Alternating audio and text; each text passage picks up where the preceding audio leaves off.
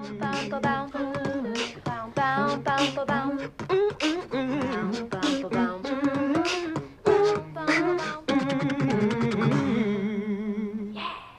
is the community cast. It's very obvious. This is the community cast. Welcome back.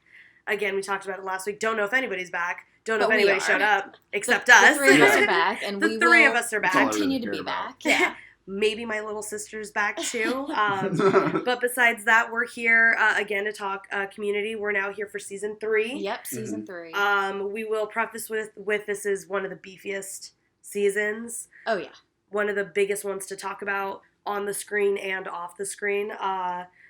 We're going to be approaching it a little bit differently, and I'll kind of just take the wheels and start with that. Yeah.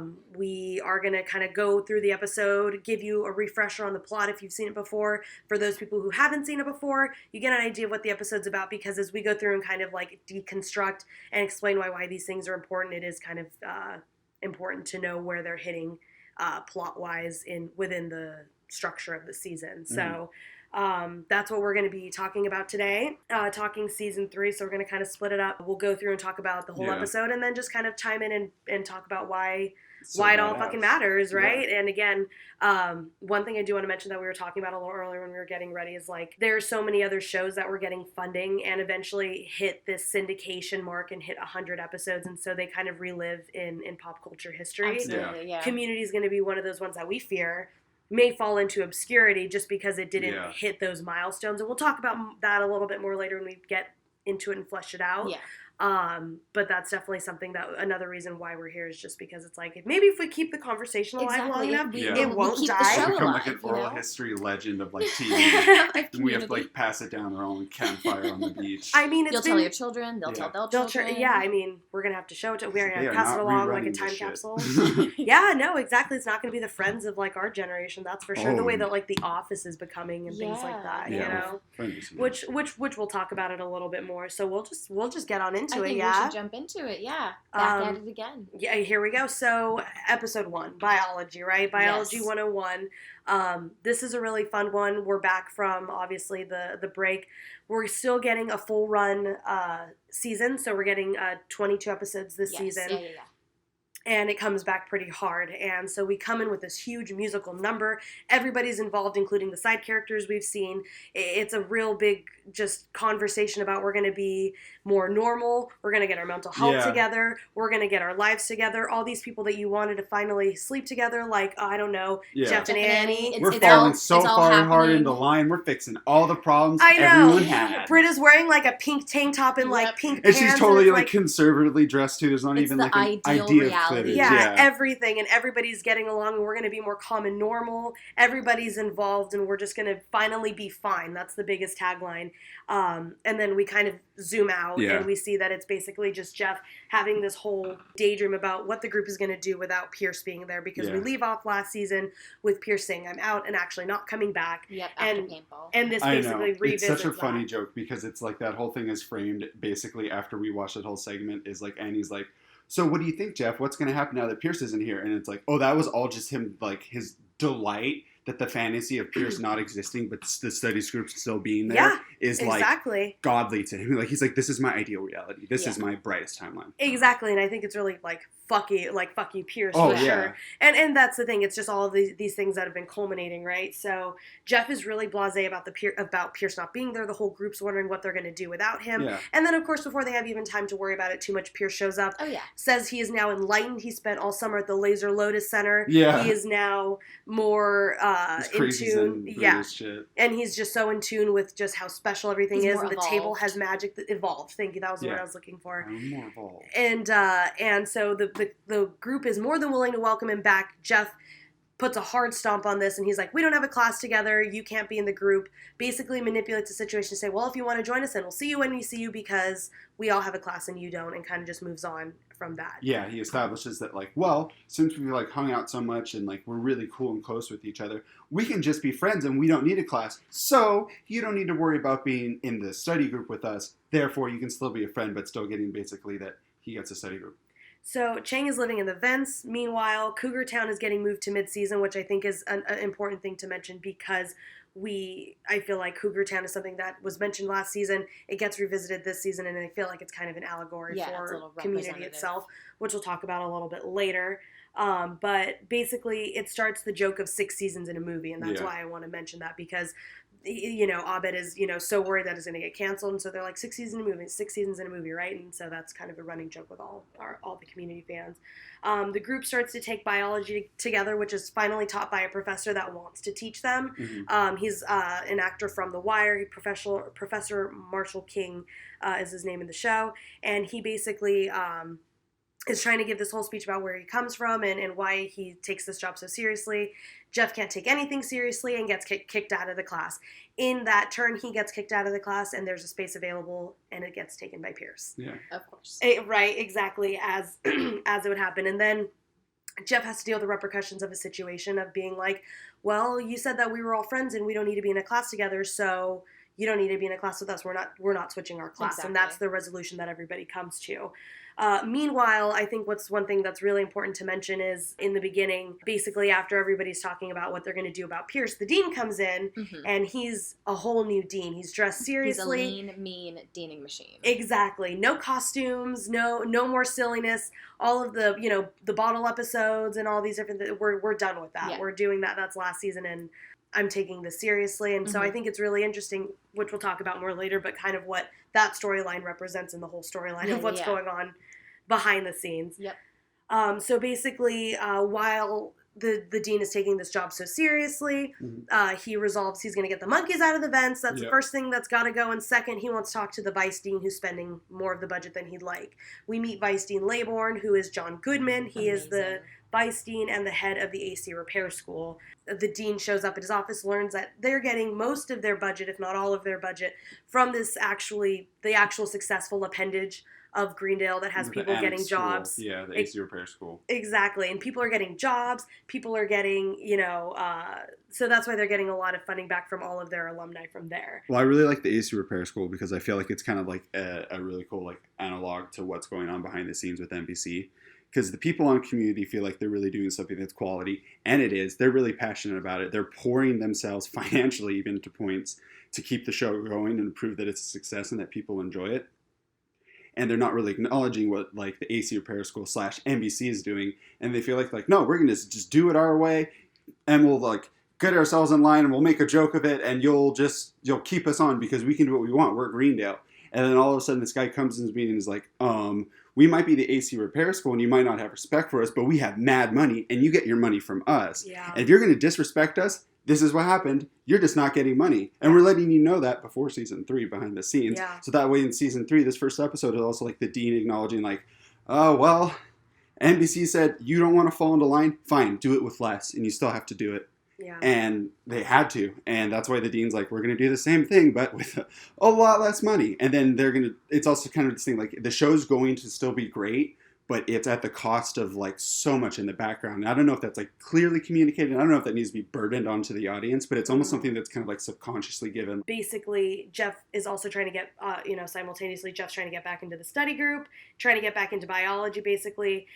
When he goes to confront his professor, he finds a picture on his desk of Pierce with somebody that looks like the professor. He takes it and runs as this ticket back into the study group. Chang steals it in a whole turn of events. He chases them into the vents, and this turns into they start pumping the monkey gas into the vents and turns into Jeff's psychotropic episode, right? Yep. And right, so to chase Chang in the vents. Yeah, exactly. Because that's the thing. Chang wants to be in the study group still. That's a continuing storyline. Yeah, that was going to be his ticket, back in. So yeah, Jeff has a psychotropic vision. He's eating his phone. He sees himself as Pierce in more than one ways. They're kind of switching positions in like this whole dream that he's having. And so he loses it when he comes to. The study group is in the study room. This is actually when Britta introduces Inspector Spacetime to Abed. Which is important because this is a running storyline that gets taken through the whole season. And basically, as they're enjoying the happiness that is that Abed has something new to kind of fixate on, Jeff comes in, confronts the group. He takes an axe to the table, loses it. He's going to destroy the thing that everybody loves, right? Yeah. Mind you, because of the monkey, yes, he literally looks more like Pierce with like white hair, old skin, pasty, and foaming at the mouth. he's basically changed positions with Pierce, where Pierce is like, no, I'm so calm and cool, and I appreciate the table, and Jeff's like, well, I'm crazy and belligerent, and I want something now, bad! Ah! Yeah, I can't have it, I'm going to ruin it. Yeah, the monkey gas literally makes him have this vision where he sees himself turning into Pierce, and it's this whole reality that he doesn't want to face, so he loses his mind, and then he goes back to the study group and takes an axe to the table and just loses his shit, and scares all of them. Exactly, terrifies them, only to find out that picture that he had wasn't Pierce, or it was Pierce and someone else and not the professor.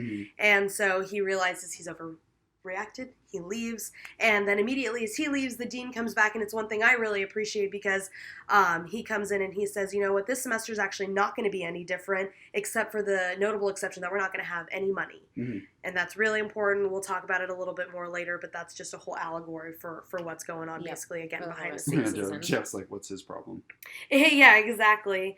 So Jeff comes back. He basically admits that he hates Pierce and kind of owns up to that, and we'll talk a little bit more about why we think he hates Pierce, but he admits that to everybody, and in basically owning up to that, everybody's ready to kind of reject Jeff from the group. Pierce has this really soft moment where he puts himself on the line for Jeff and basically says, oh, I paid the professor to kick Jeff out of class so I could have his space. Right. Jeff very clearly, immediately understands that Pierce is lying for him, confronts Pierce about it, and, you know, Pierce has this moment of understanding where you have a harder time being the bad guy than I do. And he really puts himself out there for Jeff, and in turn, Jeff puts himself out there for them, and they're saying, you know, we all have to understand that we all deserve to be here. This table is special, this group is special, and I guess we'd all go crazy being on the outside looking in. Yep, and we'd all want this group if we didn't have them. Exactly, which I think is a great commentary, because where did they leave Chang at the end of last season? On the outside looking in, which is going to lead into everything that we see in this season. This season, basically, after helping Abed, Britta becomes a psychology major. She declares her major, and now Chang is a full-fledged security guard because all other security guards have quit because the dean can't pay them, and then he, in turn, hires Chang as head of security, in turn for room and board. Yeah. And that's kind of where everything leaves off at the end of episode 1. He still has that other security guard as his, like, superior, right? Exactly. Yeah, there's one who, like, he's like, you're lucky I need my scuba certification. Yes. And then it just kind of becomes the entire security force is this one security guard, I can't remember, but, like, older cranky guard, Nunez, like, security guard Nunez, and Chang, who's, like, the young security guard, who's the new security guard who's trying to figure out what he can do, really. Yeah. Exactly. Yeah. And that's so important because this is just putting him in a place, and then we get to see that whole storyline get fleshed out through the rest of the season. It puts him in definitely more of an antagonistic role versus the group this season, right off the bat. Exactly. It gives him a reason to kind of clash with them, and with the motivation of he feels wronged by them from last semester. He fully ends that in the end tag when he comes in all them studying and he says there's a new sheriff in town. Yeah. He's like, yeah, I'm watching you guys. Exactly. You betrayed me. Guess who's got a little bit of power. And who's going to go absolutely insane with it, right? With all of it, yeah. Let's break it down. There's so much that's going on in this episode that we've talked about, so much that gets set up. Yeah, absolutely. Like you said, everything with the dean is really, like you said, I think allegorical of what's going to come for, like, the entire season. Yeah. He comes in at the end of the episode and says this year is going to be just the same, except we're not going to have any money. Exactly. Like, everything that I told you before about changing, that's all gone.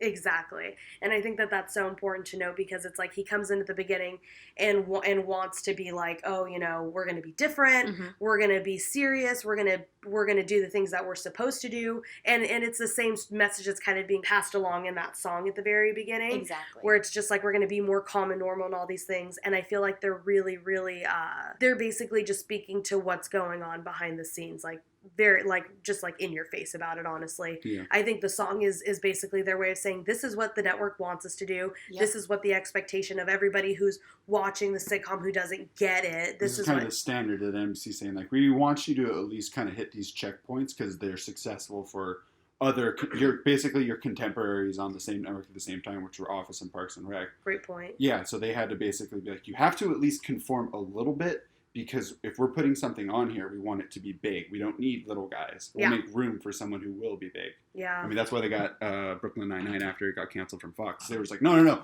We'll just put funding in you because we can see you can do it. You make sense. Fox just doesn't know what they're doing. Yeah, and that's the thing. Like we said, basically this musical number, as well as what the dean is saying, is a huge commentary on what the network is responding and kind of their response to, and also a big fuck you, right? Like, so the dean's trying to take this so much more seriously, and then all the way at the end, he's like, actually, nothing has changed except we don't have any money. Yeah. And I think that that's exactly what's happening in the background, right? Yeah. Budgets are being cut. Yeah.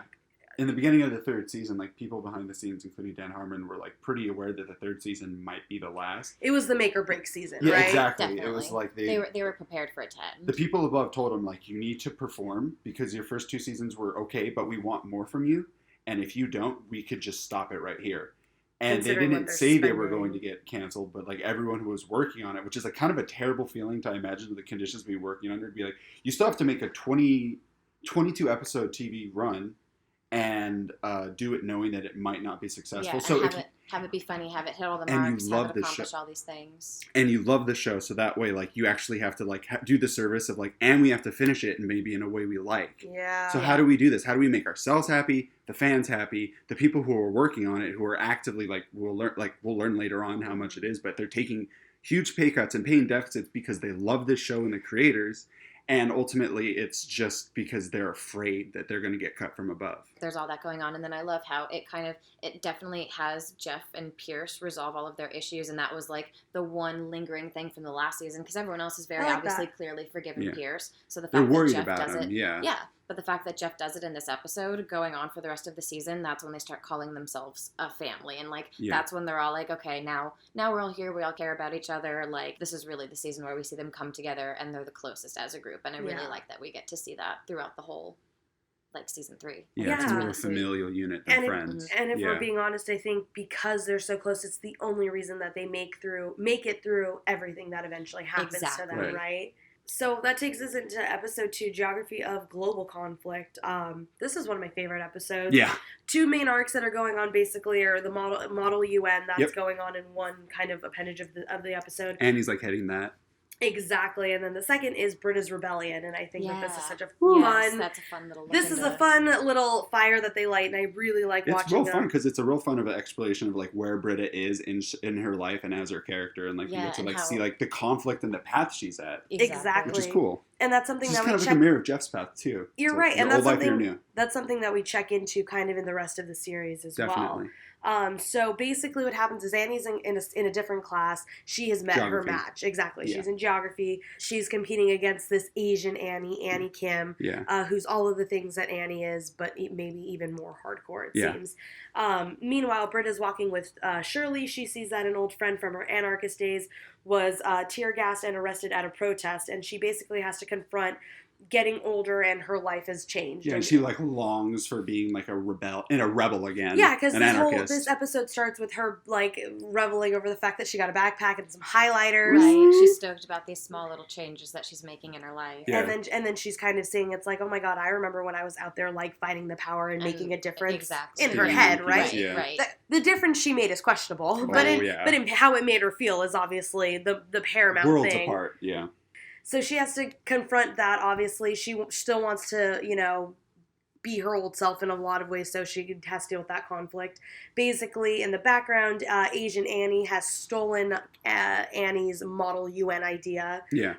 Martin Starr makes a cameo, we should say, as the geography professor. Yes. Professor Kligoris. Professor Kligoris or Kligoris. Either pronunciation is fine. Yeah. But you know him from Freaks and Geeks and things like that. I thought that so was many fun. things. Silicon Valley now, right? Actually, yeah, Silicon Valley, you're right.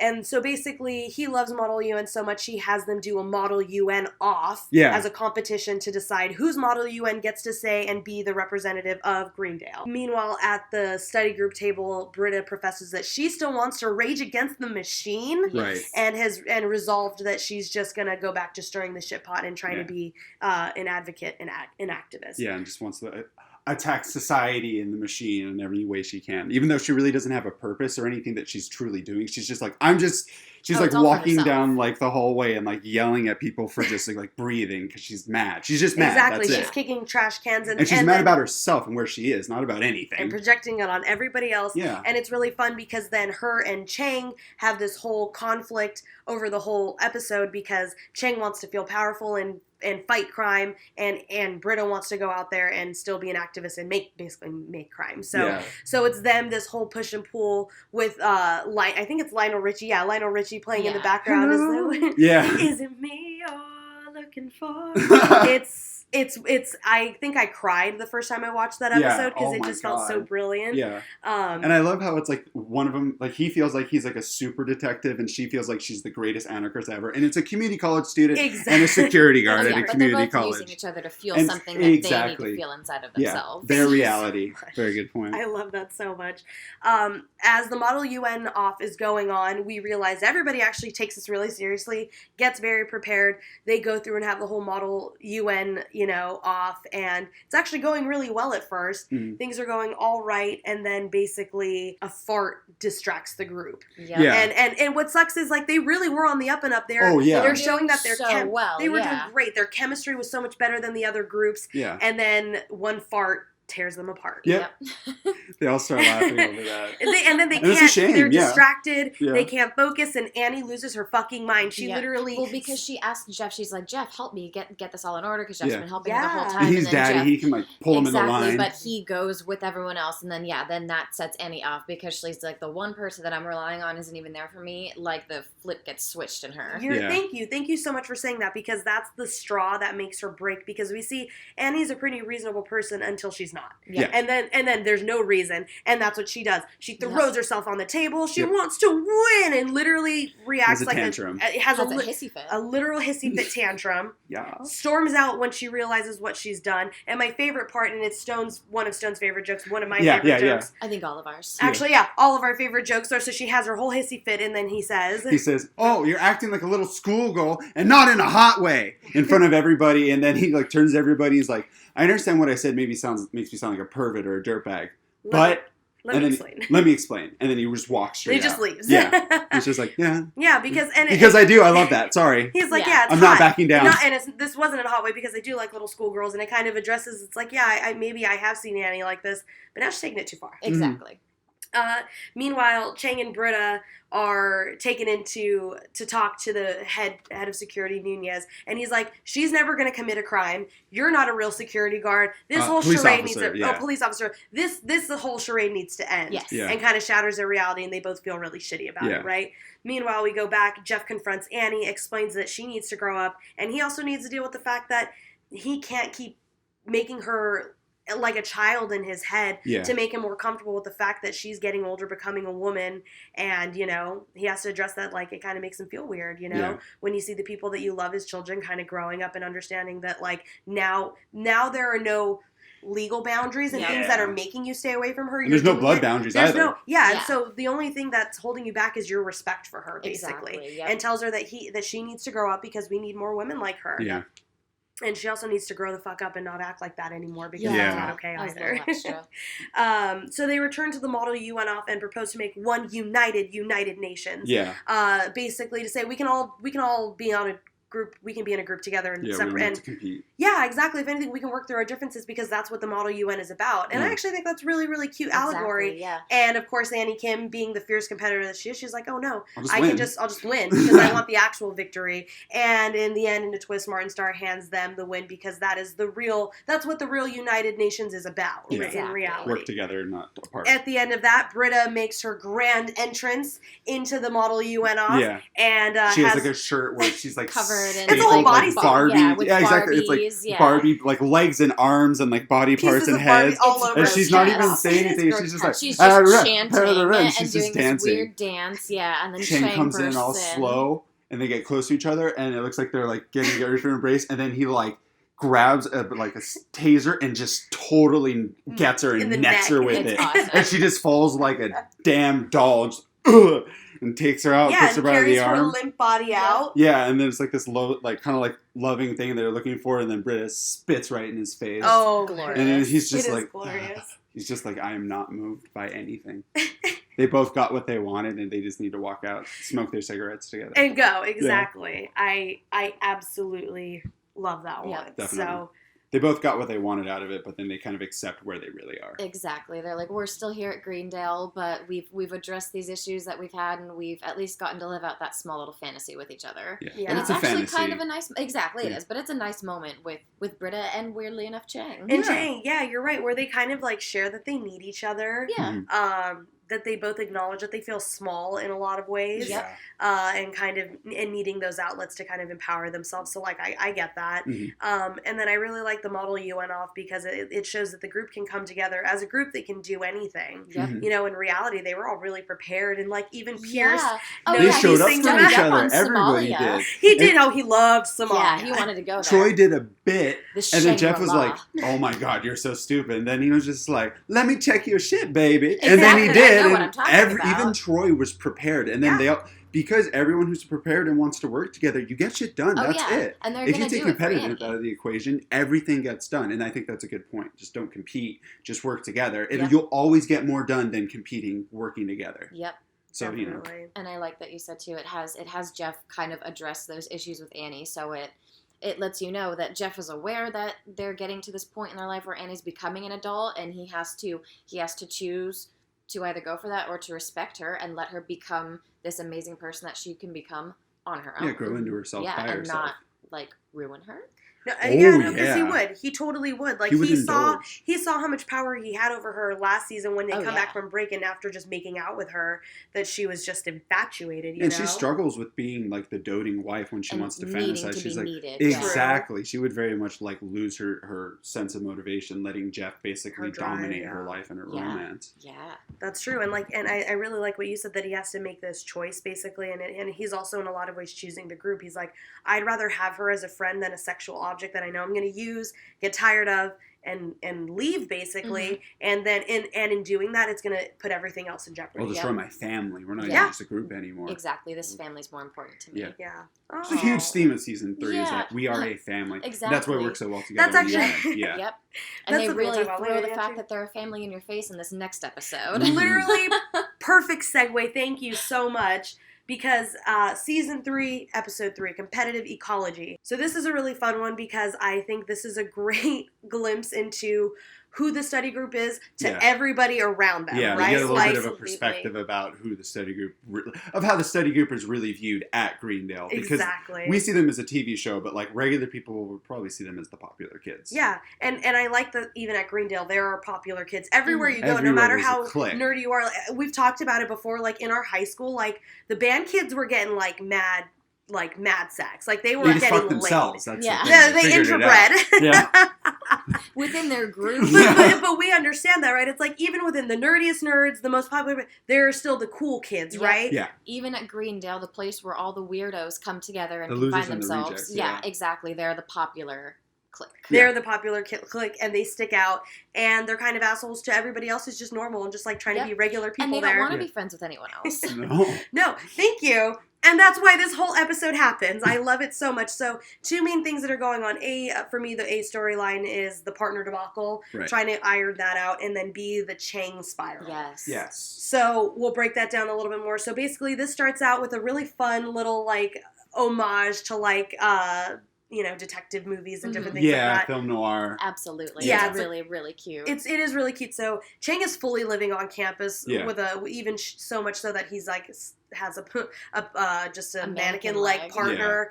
Yeah. He's He's living in the boiler room. Brown, the coffee shop. Of the coffee shop, 100%. He's living there, and he's kind of obsessed with all of this power that he's now gotten, and is bent on making himself a real detective. Yeah, he's trying to make himself feel like he's like this great like Batman level of justice happening in Greendale, and he's like this vigilante hero or something. And I love it because then that deconstructs over a while. So the study group, meanwhile, is going through biology, and then they realize that they are forced to split up and partner with strangers. And then that's the first time that we're ever given the guys of like, oh yeah, you guys, this is a real school. In what reality would you guys constantly be working together?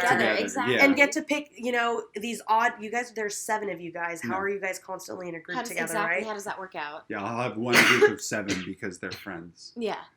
It's ridiculous.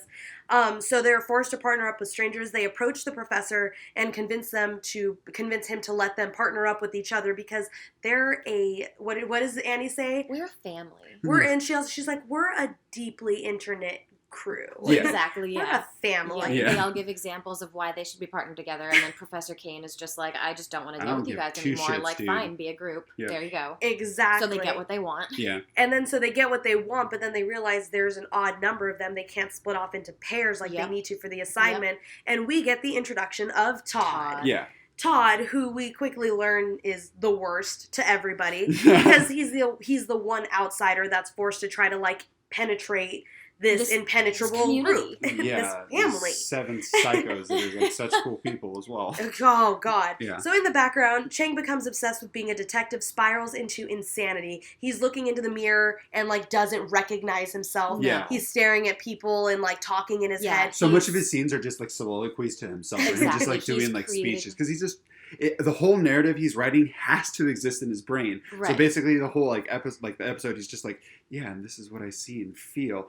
And then they show in reality how he's just like, yeah, he's a psychopath. I have to think fast. And then he's like, takes a couple seconds to think and he says, oh, here's an answer. I like that. Crazy person. They're kind of doing both perspectives where it's like, we can very clearly see this is only happening in Chang's head. And he's like, he's fully creating a conspiracy theory out of nothing. Yeah. Exactly. And spiraling into more of his mental health demise. Yeah. We'll talk about more. Basically, everybody partners up. And they end up being really unhappy. They have to find a new way to pair up everybody, and they try to get creative with how they do it. This is when things also start heating up between Troy and Britta. A little bit. Because they see that they would like to kind of be partnered together, different things like that. They have some chemistry. And it's been showing over the course even of the though they're seasons. taking biology. Yeah.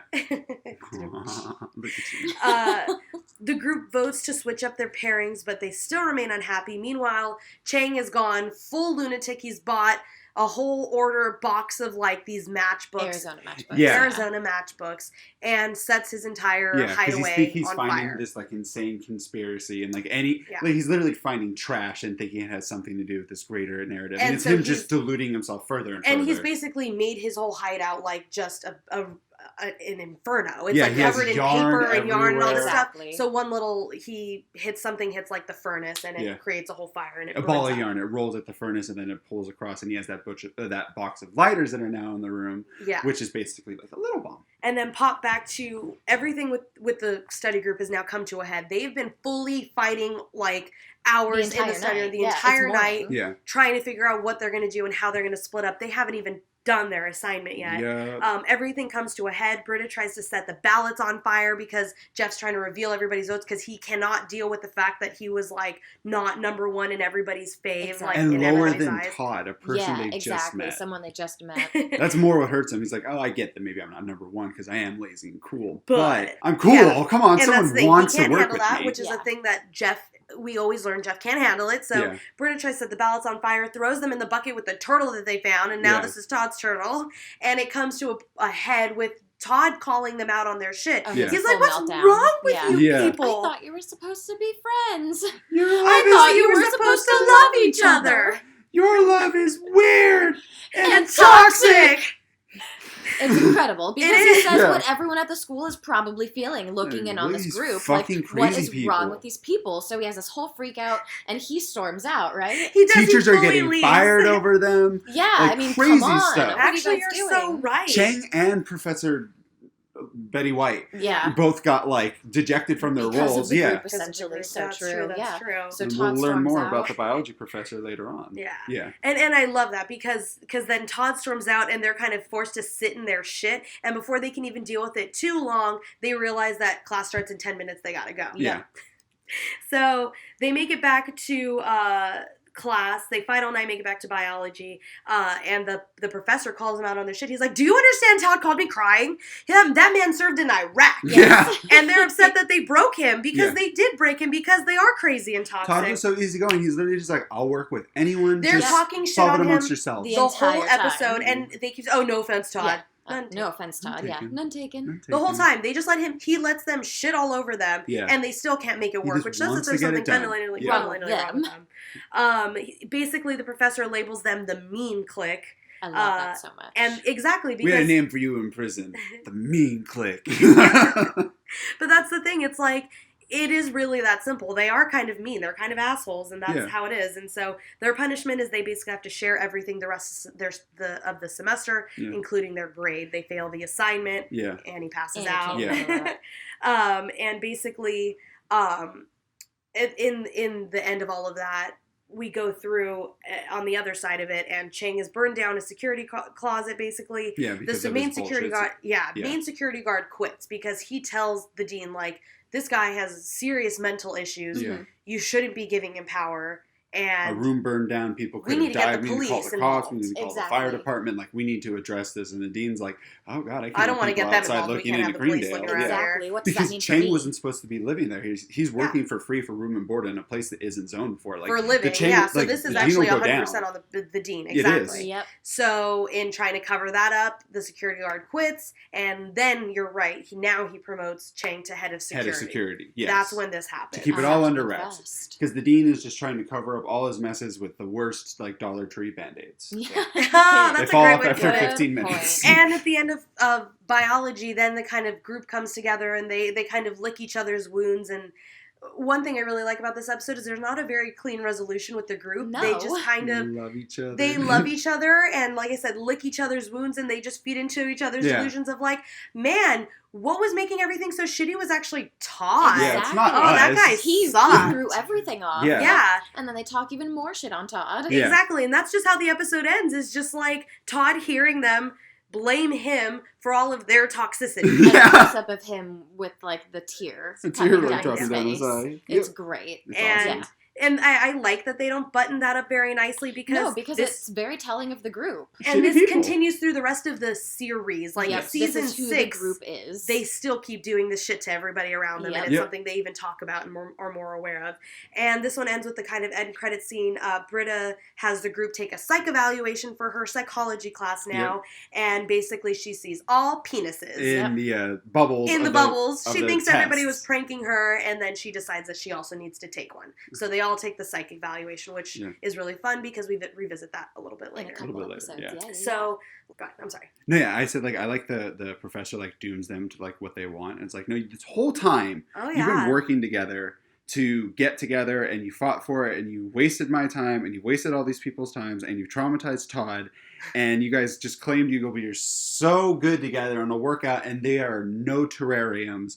I don't care. You're all going to work together, and you're going to have less because it's if you're such a family, it'll be fine. Yeah. And it's good. It's good that he at least makes them acknowledge, like, you know what? They are, like, the crazy people at school. They are the people that does have the camera focus on them. And I think that's also kind of like a greater acknowledgement to, like, a TV narrative of, like, yeah, the people in the office and that office park, there's all these other buildings. They probably think the people at Dunder Mifflin are assholes who get into way too much drama and cause way too much shit. Hijinks, getting up onto the roof and doing a suicide thing, doing like carnivals in the parking lot, stuff like that. Or the Parks and Rec people, the library people hate them. The fire department probably like thinks like, yeah, we have this person who helps and like volunteers in the fires when there's Leslie Knope. You know, like there's the people that the screen is on, that the narrative is about, are in like reality going to be kind of a nightmare to deal with. And kind of assholes because there is this sense of importance because they are characters that we want to pay attention and laugh at, that we want to be an audience to. And I think it ends really nicely that they end up being forced to be together the whole semester because they deserve each other. Oh, yeah. They deserve each other. Yeah. And I think that that's a really great point to take us into Remedial Chaos Theory. Yeah. Yes. Episode 4. So for this one, I think Stone and I were kind of talking about it when we were watching it. There's not an A and B story going on. No. Mm-hmm. This whole episode in itself is one of the most important episodes in the whole series. It sets up things that we revisit moving forward in the next coming seasons, obviously, but also just we kind of all talked about it. It's a real peek into how these characters interact with each other, and dependent on the situation, the stories can go so many ways, and they really explore that. Yeah. So basically, again, for me, and I think we can all agree, this is one of our favorite episodes, hands down. Yeah, it's badass. The best episode. For me, this was the episode where I knew Community was like a show all in its own. So basically, it starts out in Troy and Abed's new apartment. Yeah. During the very beginning, all the details are being set up for what's going to come into play as the episode unfolds. Yeah. Annie's taking the brick from the front door. Basically, what's happening is everybody's going over to Troy and Abed's new apartment for a dinner party to celebrate them moving in together, basically. Yeah. It's the first time everybody's come over. This is also the first episode that we really get outside of Greendale, right? Yeah, we don't get a lot of shots and a lot of settings outside of really Greendale. And if we do, it's like a driving shot of a car, and then that's it. Yeah. Right, and this one becomes one of the consistent ones that stays with the series. So true. Like exactly. Finally a That's setting a great B. point. Yeah. So they basically, the group decides that they're going to be playing a game of Yahtzee. Yes. And when the pizza arrives, Jeff basically decides to roll the dice to see who's going to have to go and get the pizza, because now Annie's removed that brick and they can't just like let them walk up, right? Yeah. So Abed points out that in rolling the dice, he's now creating 6 different timelines that are going to have real life repercussions, right? And he says, "Sure, I'm going to, Abed, right?" Right. Because Abed goes 1 through 6, starting at my left. You guys will be the sides on the die. So that way, it figures out who goes and gets the pizza. Mm-hmm. Exactly. So they all start basically. We roll, and I think we all kind of felt the same when we watched it. We're like, oh, so what's going to happen? The dice pops out of the screen, and we actually see that there are 6 different timelines being set up for the episode. So they roll a certain number, and then that determines who's going to go get the pizza. Yeah. Basically, what ends up happening is all of these timelines start the same. They start with Britta playing Roxanne by the police. So once we get to we see they go through the whole first timeline, and it sets up a few different things. And it's basically just like, I think it's Annie who has to go get the pizza. She leaves her purse there. Mm-hmm. That's when one of the best jokes, and it's one joke that Ashley told me that she's seen kind of on social media, is like, Troy takes out a gun from her purse, and he's like, what does a pregnancy test look like? Well, then this is obviously a gun. Yeah. So it sets up all of these different things. The timelines are important because it's setting up all of these things that are happening that we wouldn't have known about unless we explored all of these different situations, right? Things start to warm up between Troy and Britta in some of the timelines. We basically just see how all of the characters interact together. So first he rolls a 2. Yeah. And that's where Annie goes. And that's what we said. So she basically leaves. Britta puts on music because that's what Britta does. Pierce talks about trying to screwing Eartha Kitt in a bathroom. That's basically what he wants to do every time is talk about that. Yeah, exactly. Shirley's checking her pies. Shirley goes to check her pies. And then Britta gets upset that Jeff is like ruining all their fun and then wants to go to the bathroom and gets them.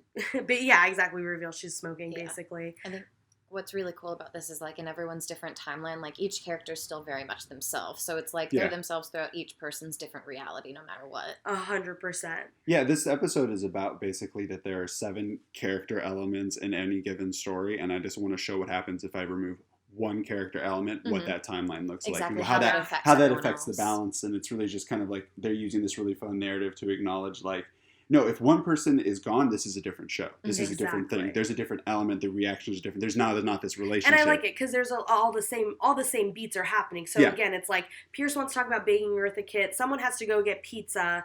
Britta always goes to the bathroom to smoke. Shirley's always obsessed with her pies. She always wants to get stoned, and Annie's always trying to help Jeff, or just trying to help anyone that she can. And Pierce is also trying to give Troy a gift. This happens in every single one of them.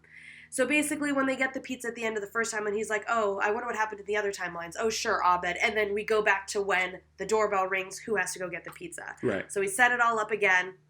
Yeah. And then Jeff rolls the die again. Resets, and you get another reality. And then the second one we get is roll number 4, which takes us to Shirley. Shirley just basically, she sets up her element, again, of like, watch my pies, but I can't go take them out. Could you just be considerate to my needs? Just be considerate, yeah. Thank you. And goes and gets the pizzas. Because, she's going to get the pizza. The least you can do is take out the pies that she made for you. Yeah, exactly. It shows where everybody's heads are at. Yeah. All the same things, again, start happening. Britta goes to the bathroom. Yep. Pierce talking about Eartha Kitt. Yep. Jeff stands up to get a drink because he's always being selfish and doesn't want to talk to people. Yeah, and turns off Roxanne again. On the fan. And exactly. Yep. And then Pierce finally gets to give Troy his gift, which is like an evil troll that was outside of his room when he lived there. And this is important that we see this right now because they set it up. He opens it and Troy's like so upset, right? But it's because it's this thing that he hated while he was living at Pierce's house. Right. And we learn he's obviously torturing him with it. Right? Because he's jealous. Yeah, exactly. He's jealous that Troy moved out and he's living with Abed because they obviously mesh well better together, and Troy doesn't want to live with an old dude anymore. So Shirley obviously gets mad because they don't take out her pies, and she basically establishes that she's upset that she can't have baking as her thing, but she's like, yeah, but I'm not here flirting with all of you horny teenagers. Yeah. And that sets up conflict that, again, everything gets built on. Yeah. It's really important how everything falls chronologically because, like, we're seeing all of these tensions rise. We're seeing how Shirley feels about her place in the group. Right. We're seeing that, Britta's going out and getting stoned. We're seeing that, Yep. Because of Jeff, because every single time Jeff turns off Roxanne, and Britta's just like, or he doesn't let her sing. He doesn't let her sing Roxanne. Yeah, exactly. He doesn't let her sing Roxanne. Yeah, Shirley makes the comment that everyone's flirting with each other, and then Troy and Britta share their look, and then Jeff and Annie kind of share a little look too. So it's just like, oh, are they still trying to hint at that? And like, you see that Jeff is still grappling with that in every scenario too. Yeah. You're so right. So Pierce does this every time. It's Pierce's time to get up. He has to still mention the Eartha Kitt thing. It's annoying because I really like how they happen chronologically because immediately after Shirley basically says they're all horny teenagers, Pierce leaves, and then they're like, okay, well, Pierce is gone now. We can all look at each other, and it's like, oh, who's still interested in each other? And it's like Britta and Troy smile at each other. Annie and Jeff smile at each other. Yeah, exactly. But then we realize there's tension brewing between Troy and Jeff. Yeah. Troy feels like he's butting antlers with Jeff because Jeff doesn't take him seriously, kind of makes fun of him. Yeah, as Troy is trying to become a man. Exactly. No, you're totally right. And then Troy basically barges in on Britta smoking because he, wants a break from Jeff. Yeah. And then this is why things warm up between them, because she's there for him and she's like, there's different ways to be masculine. Being guarded isn't the only thing that's cool, and you don't have to be like Jeff to be considered a man. Exactly. So that basically gets established between them. More things warming up between Annie and Jeff. And they're like, oh, he's starting to see her more like a woman, and she's taking care of herself and all of these different things, right? Pierce comes back, brings up the pizza. So then, like, the whole troll doll thing isn't even addressed in this one. Exactly, because Pierce is gone. Because Pierce is gone, 100%. And Troy and Britta are basically showing that there's a lot of chemistry there. Yeah, and in this timeline, they're really, really, really happy together. Yeah. So true. Yeah. So then next we roll a 5, you're right. 6. Britta. Yeah, and like you said earlier, this is the one where there's no music because Britta's not there to turn on Roxanne. So this is the first scene where there's no music. Exactly. It's awkward. There's not necessarily tension, but it's just a little weird because they don't have Britta there. I think it shows like what Britta provides. Because I think people are like, Britta's such a bummer. Britta's such a bitch. Buzzkill. Exactly. And she's actually a reason there's music and there's a party. It may necessarily not be like right in front of you, but it's in the background and it comes with her. It's like her presence is that, and that's what I think the music symbolizes is Britta's presence of like, no, I want us to have fun, feel good. It's a party. We're friends. Like, I'm just this glue, and I want us to stay together because I love you guys. I'll do anything. Yeah, so true. The one thing that does happen with Britta being gone is a lot of conversations are happening. So it's like Annie and Jeff are talking, and they're really starting to get close, and he's seeing, that he likes the woman that she's growing into. All of these different things are developing. She's smart. She's good at what she's studying. Yeah, he's concerned about where she's living. And she's like, you don't need to worry about me. I'm an adult. And Jeff's like, just because you're an adult, I'm still going to worry about you. That doesn't change anything. And they're literally about to kiss, and they're interrupted by Troy screaming because Pierce is tormenting him with that troll doll from earlier. Yeah. Because he's jealous that Troy moved in with Abed. And all of this gets brought up for Pierce. And he has to deal with that. And then Britta bursts back in. Freshly stoned. Yes. Which I love when Annie comes back from her timeline, she's like, oh, the pizza guy was so weird. Mm-hmm. Yeah. And Pierce also says how worse looking they're becoming, and then now she comes in and she's like, I know this is crazy, but we're in love and we're getting married. Exactly. Yeah, with his like rat tail beard. Yep. It's badass. But it kind of suggests like, oh, what's Britta without the group? Without the group there to be there for her, she decides to get high and marry a pizza guy. Exactly. So low. Yeah. It's in reality. Britta needs them to keep her in check. So next we roll a 1, and this is when the timelines really. Exactly. This is when everything comes together and kind of domino effect. So it's Troy, right? We roll a number 1. It's Troy. He goes as fast as he can so he doesn't miss anything. Yeah. And like I said, this is the culmination of all the things that we've learned from the setup. The timelines so far all intersect, right? So Abed has had this like scale Indiana Jones Temple of Doom boulder like thing that's been falling every single episode, every single dice roll, and usually there's someone there to stop it. So when Troy leaves, he slams the door, and that's why it falls early. So that's why Abed isn't there, because it always falls last later because someone bumps into it, but then he slams the door. He slams it early. Yep, okay, exactly, because he's the first one to leave. Yeah. So exactly. Because he's going so fast, so he's like, okay, there we go. So that's the thing. All these things are set in motion. The ball falls off the Indiana Jones thing. It's rolling in the background while everybody's getting up and moving. Annie trips over the ball, falls. Pierce gets up. Whiskey. Exactly. And then, so that's the thing. So then the whiskey falls on the ground. Annie's purse falls to the ground. The gun shoots Pierce in the leg. Yep. He's bleeding out on the floor. Yep. Squirts Shirley in the face. And then Britta runs out because she was trying to smoke a fucking joint. Yep. Drops it. It's already lit. Drops it. It lights the whiskey on fire. It's a whole fucking domino thing until it Jeff tries to put out the fire. It starts getting on fire. It's just chaotic, and then Troy runs back in on all of his friends, just in absolute chaos. Pierce is bleeding out on the floor. Jeff's trying to stop a fire with his sweater, and the troll doll is staring at him on the ground. Yeah, amongst the box flames. burned away and staring at him. And Troy loses it. Yep.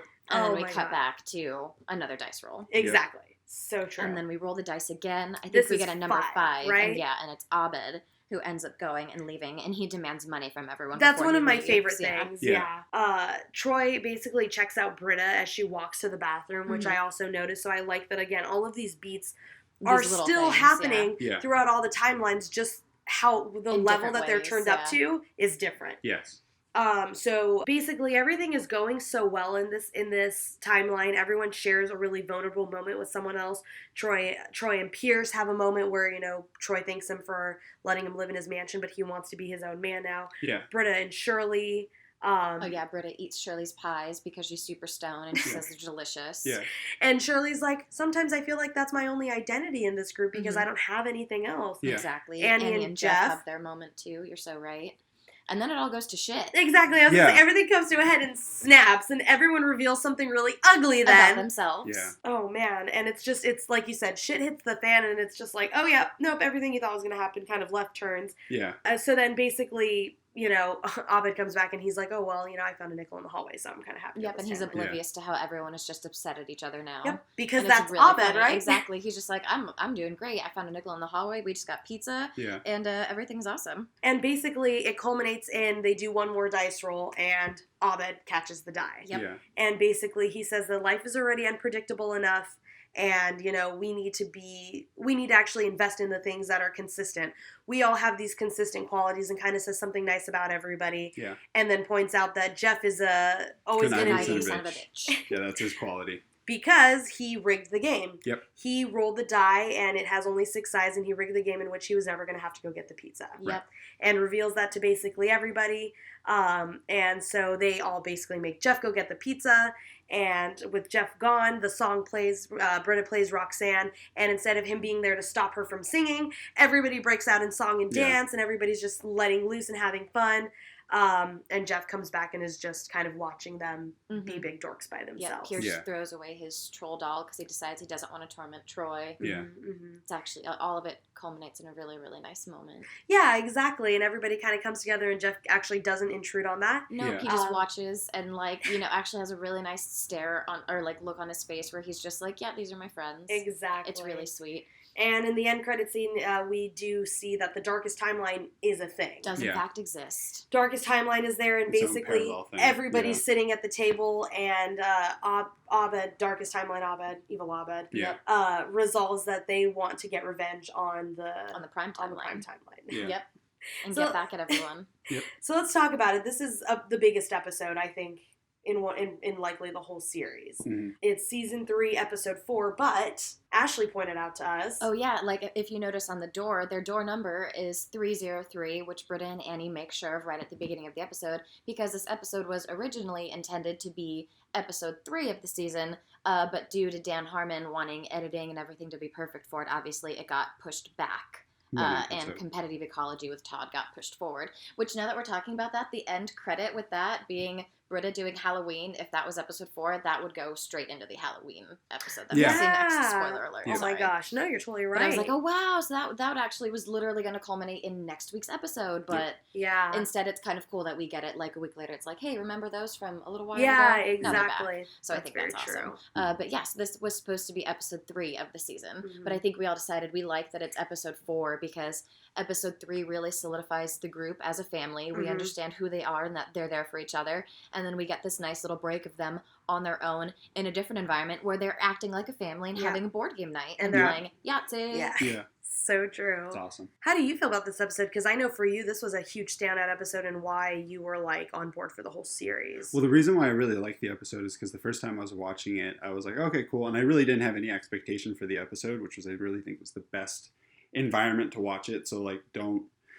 if you can, and I know this is so far into the episode, just watch the episode and try to enjoy it yourself because it's just an experience. But it does everything that I wished an episode would do, and it actually performs on it. You get to see all the different dice rolls. Because first thing when I see in a dice roll is oh, well, there's 6 options. I want to see all 6. And then you get to see all 6, and that's the whole point.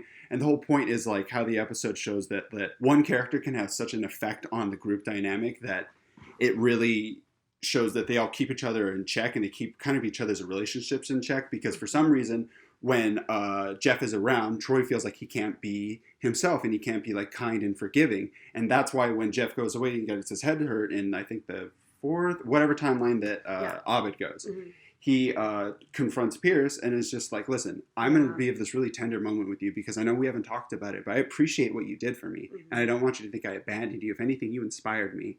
And then Pierce is like, oh no. And all of a sudden Pierce's like spiteful hatefulness doesn't make sense. And he has a moment of clarity. And it's like, for some reason, Jeff being in that environment makes Pierce more antagonistic and like Troy more defensive because they're all competing in this masculinity. It's so funny. But it's only really propelled by Jeff.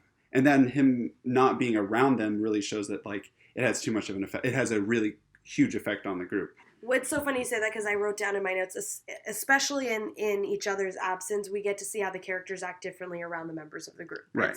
It's definitely something that they show that, like, again, these characteristics are far and true to them, but everybody acts a little bit differently depending on who's around, right? Annie and Jeff by themselves would be slamming crotch super hard. Slamming crotch. Britta and, oh my God, Shirley, the reason why they have that moment where they're close and honest with each other is because they're the closest in age, and they actually do really get each other, and they kind of like try to, even though they're kind of like polar opposites morally, they both kind of are like, but we want to be good people. The whole point is I'm a good person without God, I'm a good person with God, and we want to like prove that we have this symbiotic relationship, but good is good. It's not about who makes you do it. If we want to do good, that's all that matters. Right. Episode 5, Horror Fiction in 7 Spooky Steps. Another really fun one, and the next Halloween episode, right? Yes. So basically, this one starts out, Britta gets the results to the psych evaluations from the end credit scene of episode 3, right? Basically, it reveals that one of the people who took the test has extreme personality disorder. I am going to mention one of the jokes because it's great, because she's telling this to Jeff, confiding in him, and he goes, like a Dorito? And she takes it a step further. Yeah, a sociopathic Dorito, a Cool Ranch lunatic. But basically, he accuses Britta of just Brittaing the test results. This is when we start using Britta as like a joke. It's like her messing things up. It's a verb now. It is a verb now. Britta tries to find out who's a sociopath and basically has everybody sit down and tell spooky stories so that she can meter their reactions and figure out who's the likely serial killer among the group. Right. You know, normal stuff. Yeah. Exactly, right? Non-manipulative things to do with your friends, right? Yeah. So all the stories you get are very, very telling of the narrator, right? Britta tells her whole story, and it's basically just this guy and a girl in a forest, and they're dumb. They're parked in the woods. It's like the 50s horror. It's literally like the 50 horrors fantasy where a hooked man is on the loose, and a guy and girl are there, and the man's half present, the girl's concerned, and the man's actually the reason why there's the demise of the girl, and you know all these like old school allegories. He doesn't listen to the woman who has reason, and that's the reason they get murdered, reflects her right? opinion on society. Next, Abed isn't scared. He decides to tell a better scary story, which is basically a movie. And in typical Abed fashion, he thinks he's smarter than everybody else. He would get everything right, and there'd be no flaws or tropes. Exactly. This is also the introduction of Daybreak. Because as he imagines his character sitting and waiting to listen to the news report that's going to come up, that not immediately, because that would be dumb. It make no sense. Turn on the radio and they're talking about the thing. So we get Daybreak, and then the best part is when they pop out and they realize that Troy is also singing it and humming it with Abed. Exactly. Then we go to Annie's. Oh, Daybreak is a really cool jazz song. Oh yes, go listen to it. That appears all throughout the series. It becomes basically like the background music. Yeah. Literally, it's the background theme, see it unofficial theme. So many times moving forward, we just have fun pointing them out. That's such a good song. So basically, Annie says that's not scary. She tells her story of a pure, innocent woman who gets lost in the woods, and a man finds her, and of course he ends up being a blood-sucking vampire who feeds on slutty Britta that he keeps in the closet, and she's just his blood wench. And she's fine with it. And she's fine with it. I'm fine with this. And basically, she teaches Jeff, the vampire, how to read, believes that she can change him, and of course he doesn't, and then that's when she realizes that she's a werewolf and eats him alive. Yes. Then we get Troy and Abed's is very, very them. It's just a buddy horror comedy, basically. They find this old... Best friends in Pierce's an ass. Exactly. And then so they go into this mad scientist's lair, basically, and then ends up having get sewn together, and then they get psychic powers, and so it's really, really fun.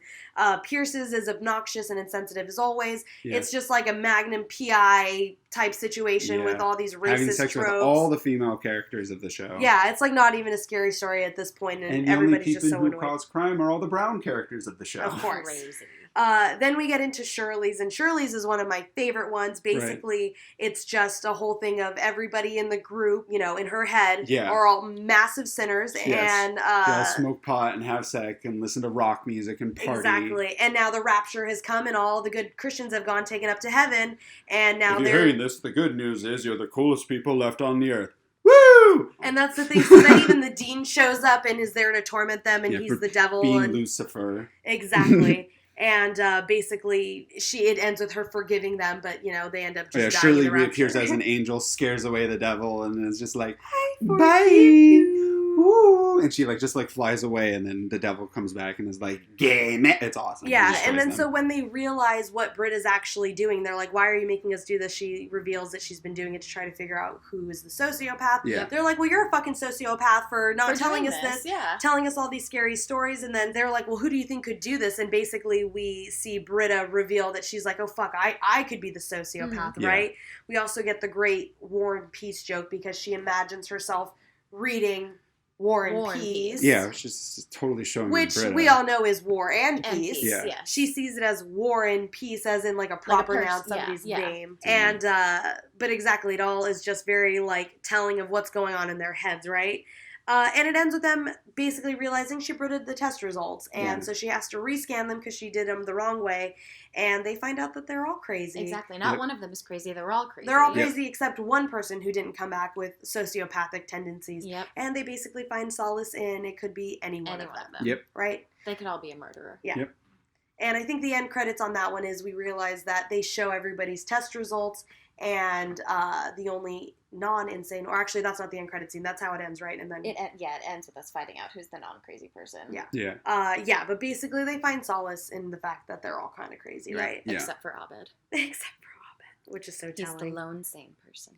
So... Which is, like you said, very telling from his story, because all of their stories that they tell are representative of how they view themselves, and then how they view each other in the group too. Yeah, honestly, let's break it down. So for me, I think it's really funny because again, we see in Britta's half-told story, the man is always the problem. He's half listening to the woman. Yep. Like you said, Abed thinks he's better than everybody. No mistakes are going to be made, everything like that. No, literally, there are no tropes in my thing. There's no extra dialogue. It's just, this is what's happening, this is the setup, and I'm going to create a horror movie that has no flaws, no obvious flaws that he's seen. And it's a horrible horror movie, ironically, of course. Annie's is one of my favorites. That's when they really start to get allegorical about how they view each other in the group. So obviously Annie is pure and innocent. That's how she sees herself. Jeff is a vampire. He's a blood-sucking monster. But he's still willing enough to try and change and has potential. Then he's feeding on slutty Britta, who lets herself be preyed upon, and she's weak and lets men suck her blood and use her body. Okay with it. Suck her dry. And that's how she views Jeff and Britta's relationship, obviously. And she teaches Jeff to read, which believes that she can change. She thinks that she's a good enough person that she can change a literal monster. Yep. And men are only worth loving after dramatically changing them. Yeah. That was the other thing. I was like, oh, you only love him after you've made him into the person that you want him to be. Exactly. And we've talked about it before. Shirley is scathing. I was going to say Shirley's is the most savage. She literally is like, no, you guys are sinners and you're going to hell and I'm going to heaven and I'm going to forgive you. But full on while knowing that you're going to go to hell. Yeah, and that's what you deserve. Yep. And what I love is even she lumps in Annie with that. Yep. Yeah, that's the thing. Yeah, even Annie's a slutty. Still a Jew. Oh my God, you're so right. True. Oh, and Pierce points out he wasn't even in that one. Yeah, Shirley isn't happy with the Jews. Yep. And you're right, Pierce isn't even in her story. You're right. Even though he thinks he's Jangles or Django. Yeah, Django? exactly. Django, yeah. My favorite part is that it reveals that Pierce has been thinking in everyone else's story that the Jeff character was actually Pierce. Oh my God. And You're that's so right. Because Pierce is like, no, I'm the main character. Clearly, I'm the funniest. I'm the best looking, funniest, best person in this group. Why wouldn't I be the lead? Yeah. That's hilarious. Oh my God. Such a great point.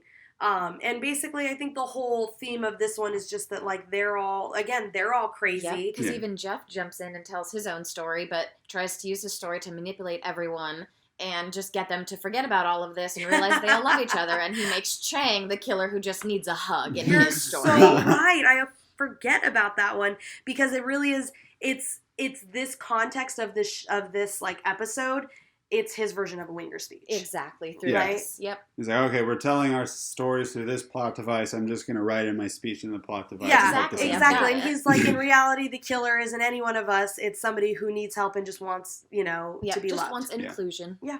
And then it's funny that it's Chang That because is Chang. it's true. Yep. Which I think it's a good time to take us into next episode. Episode 6, Advanced Gay. Great one. it is a really great one.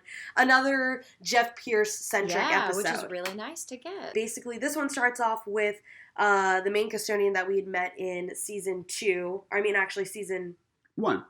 Exactly. Season 1, yeah. So this is we're revisiting a storyline that comes up in season 1, episode 24, English as a Second Language. Mm-hmm. So again, we're revisiting the thing that like Troy is this master plumber. He's just a natural. He's great with his hands. Exactly. He's great with his hands. And so the custodian's basically trying to convince him again to think about doing plumbing school. Yeah. Because Troy eyes another mistake. Like he sees like, just fix this, and the dude does it, and it works, and the dude was struggling with it. And the dude's just like, come on, just try. You're so talented. Just try it with me. Tell please. me if you don't feel something. Just feel something. Right? He tells him to go and clog a toilet. So, and Troy reluctantly agrees. Exactly. And in the meanwhile, this is when the whole group is hanging out in the cafeteria, and we get the introduction of Hawthorne wipes. So we've known about it for a while, but now these two young gay men come up to Pierce, ask them to sign his Hawthorne wipes, and we learn that Hawthorne wipes is a gay icon, basically. There's a whole song for it. Yeah. And a video that they show him. And basically, at first he resists, this being, this gay icon, basically. Right, because he's old school. He doesn't know he doesn't want to be gay. He thinks being gay means dumb.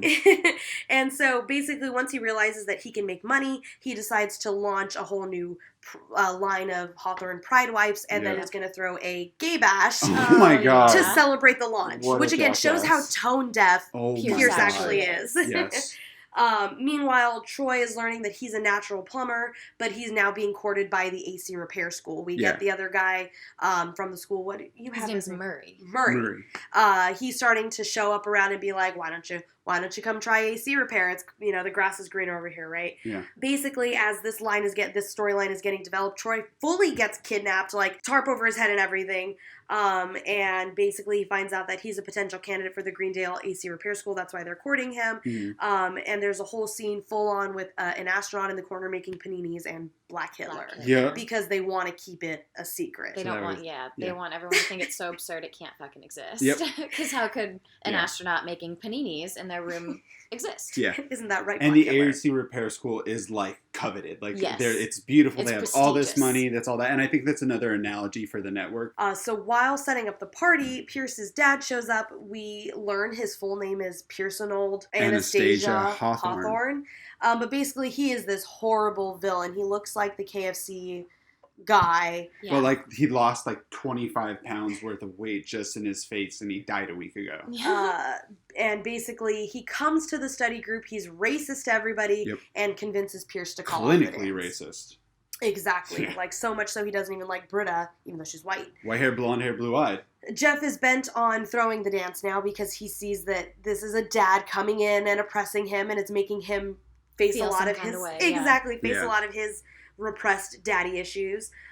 Meanwhile, Troy is in this separate area. He's being thrown against all the other candidates, and he realizes he's the best among the candidates, but he finds out in talking to Vicestein Laybourne that if he joins the AC repair school, he can't be anything else. He can't hang out with his friends anymore, and this is his new life. Yeah. And again, that's important to establish because we revisit that a little bit later. So Troy is basically having a dilemma on which career path to take. He asks Abed to help him out, and Abed basically encourages him to do whatever would make him the happiest.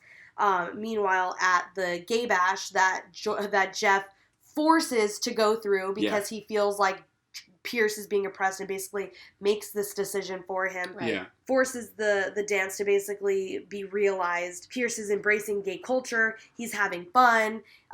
He's saying, "Look at me now, Dad." Yeah. And he's really connecting with these other people until he's like relishing in everything that's happening. Exactly. And it shows his mind opening up a little bit that maybe a lot of the hate that he has been taught rather than reinforced. Exactly. I think hate is a good example of that. Hate is taught. With that dad, of course that's why Pierce and that's is the way exactly he is. why when he shows up, he does a whole 180. He says that they're disconnecting their ties from the gay community and calls off the party. Yep, Pierce fakes a heart attack. We learn that his dad taught him everything he knows. And basically Jeff confronts Pierce's dad at the hospital after he's had a heart attack and tells him off, basically saying a lot of the things that he needs to say to his own dad, and causes Pierce's dad to have a heart attack. Only it's not fake, it's real. And the next scene, we're at Pierce's dad's funeral. Yeah, Jeff killed him with his mean wiener speech. Yeah. Exactly. So since Jeff killed Cornelius, his name is Cornelius Hawthorne, he gets to keep his ivory hairpiece. Yes, that's awesome. He doesn't have his hair out. He has like a Lego brick hair, and he just like drops it on his head, and it's like, it's made of solid ivory to show how white I am, and I'll stay permanently white forever. Yeah, that's what he says. It's his only way of displaying himself as a man of means while what does he say? Keeping follicular integrity. Yes. Okay. And so in Pierce's speech, he confronts his problems with his dad, and he basically says, I'm alive and you're dead, which means I won and you can suck it. Yep. And that's how he closes out his dad's funeral, because that's how fucking Pierce feels. Yeah. It's just been years of him hating his dad, and now I think this is finally closing a really painful chapter for him. Absolutely. And he can't fix that relationship. His dad's dead. This is how Pierce is going to feel forever. Yeah. So then at the funeral, meanwhile Weisstein Laybourne shows up, demands that Troy make a decision about what career path he's going to take, and he says he wants to watch TV with his best friend and decides that that's what he's doing for now. And Weisstein Laybourne basically vows that he's going to get him to the AC repair school. Snatch him up. And that whole episode wraps up with the end credit scene of Inspector Spacetime. They're fully imagining themselves doing it, and then when they realize, they pop out, and like Jeff's in the corner watching them make total asses of themselves. Yes. And then a cute girl walks by, and then that's when Troy goes, "Hey, how you living?" Yeah. He still tries to hit on her. Yeah. Which I love. Yeah. So again, a lot of stuff to break down in here. I think one of the things I really like about it is, like I was saying about how that Pierce can't change his relationship with his dad. I think that makes Jeff also confront the idea of, like, if I want to change how I feel about my dad and like our relationship, or at least like the thing I want to say to him and I want him to hear, I have to confront him.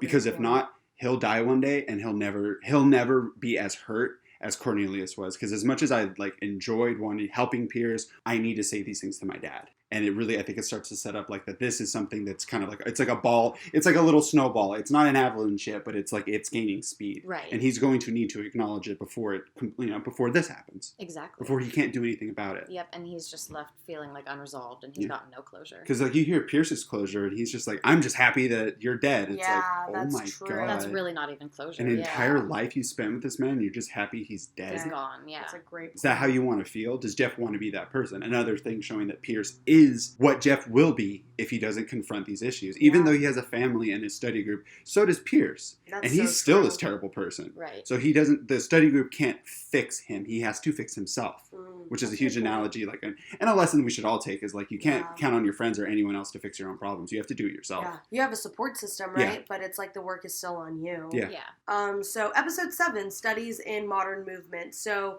this is a really fun one. It's #Annie's Move. Yes. Yeah. Basically, there are 3 big timelines that are going on overall. Storylines. I'm sorry. Yeah. The main one, obviously, is we're dealing with Annie's move, and then that is what splits up some of the characters in helping her move her stuff. Right. And then, meanwhile, Jeff is not there because he's sick. Avoiding helping. Yeah, they're helping Annie move in with Troy and Abed in the new apartment we've seen in the last couple episodes. Great, exactly. So that's basically what's going on, and basically they're tweeting everything that's happening. Yeah. And for them, it's a big fun party. Exactly. Yeah. And Britta basically tells Annie that she's going to end up hating Troy and Abed. And in having to move everything over, the group splits up. So Annie, Troy, and Abed go in one trip. Right. Shirley, Britta break off in their own. And then now, while Jeff is pretending to be sick, he's really at the mall and runs into the dean. Yes. Who's it's a weekend. He's just a regular guy. Yep. And blackmails Jeff into spending the day with him. Oh, I love that the dean also does another pun with his name, even though he's not the dean. Oh, you're right. Like, he uses Craig. He's got Craig puns, too. Yep. He's got them all. He's got all the puns. All of them. Basically, and what ends up happening is, as we watch these 3 storylines unfold, we watch Annie have to deal with the reality of living with Troy and Abed, that it may not be that they're giant children. It may not be everything that she's expecting it to be. Made your room out of sheets and pillows. Exactly. They make her room a pillow fort. what's going on with Shirley and Britta. Shirley and Britta. Britta's obsessed with showing Shirley that she can be a good person without secular morality and not be tied to a religion. She pulls over to pick up a hitchhiker to prove a point, and he needs to be taken 40 minutes away from where they're actually going to go, and of course he is a hardcore Christian. Yes. Meanwhile, Pierce is left at Annie's apartment to help. Exactly.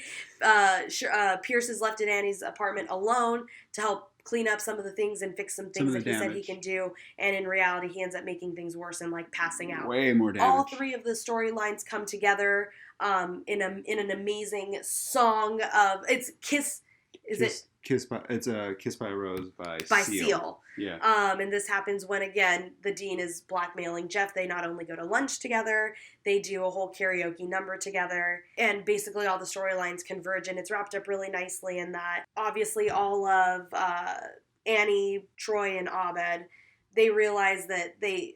Actually, no. First they have a whole little breakdown, right? Because then that's when Annie realizes that the whole time she's been trying to change to be like, I need to be more loosey-goosey to make it work with them, and that's a really selfish choice because she's like, why can't you guys work with me? Why do I have to work with you guys? I work with everyone. She realizes that their linen closet is a dreamatorium. It's an actual bedroom that they've been using. The full second bedroom. Exactly, and making her live in a blanket fort, basically. Yeah. So, and it's their imagination space. Exactly. The SpongeBob card box, there it is. So it gets nicely wrapped up because then, meanwhile, Britta and Shirley have a moment where they come together because they can both identify that the real issue is this guy in the car who actually does not believe in race mixing. No. Yes. There's a song called "Don't You Do It." Yes. And so they come together. They end up meeting at Troy and Abed's apartment, helping Troy and Abed convert that dreamatorium into a bedroom for Annie. Right. And she realizes that they care enough to be willing to bend for her. Yes. And Jeff sees the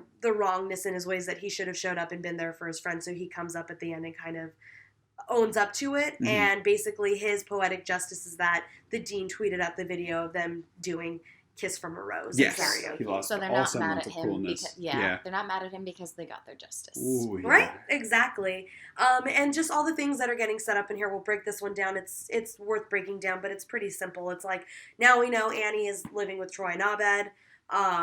They show that they're also willing to grow, change, and bend for each other. Exactly. Right, because Annie compromises and is really, really accommodating with everybody, especially Troy and Abed. Yep. Especially Abed, too. Yeah, and once she brings that to their attention, they have this, they definitely have this shell shock moment where they're like, oh my God, she's so right. What can we do to make this better for Annie? Yeah. And they give her a room, and they move their dreamatorium, and then they choose to sleep in their bunk bed in their blanket fort. Because they're still giant children, and it just shows it. It's like, no, we'll have a bunk bed and not have a play space. Yeah, but it's a moment of growth for all three of them. Yeah, especially if they're going to be living together. They have to address that conflict because that's what's going to help them grow and become even closer. And there's a really good balance between the three. They really have a lot of, they got all the flavors. They got all the temperatures covered. They got the hot, cool, and the medium really well. That's so true. And then with Shirley and Britta, we get to see, because there's always tension between them, but then we see them again come together. They, again, are people that believe in doing good, who believe in the better of people and different things like that. So they also connect and they're willing to put their differences it's more about that we care about helping and being good rather than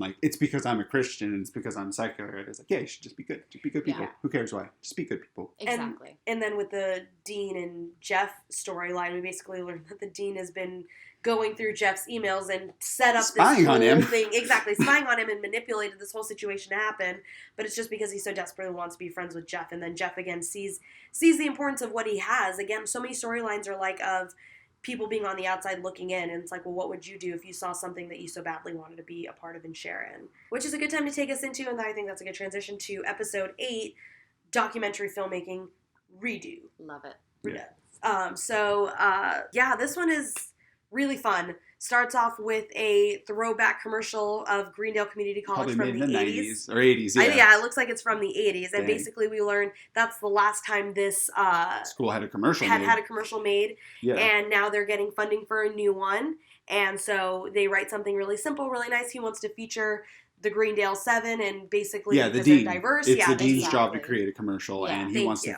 He obviously loves the study group the most, and that's going to become a really big theme towards the end of this season. Right. But he loves them the most, and he wants to feature them as basically all of the all of the actors of Greendale. as the faces of Greendale and all the people that are going to get all like the speaking roles in the commercial. Yep. And instead of helping, Abed decides to film another documentary about the situation. Yes. Exactly in typical Abed fashion. Yep. It's a little bit better too, which is cool because we see slowly his documentary skills with each episode. It actually gets like higher and higher production. Yep, the quality gets better. Yeah. Definitely.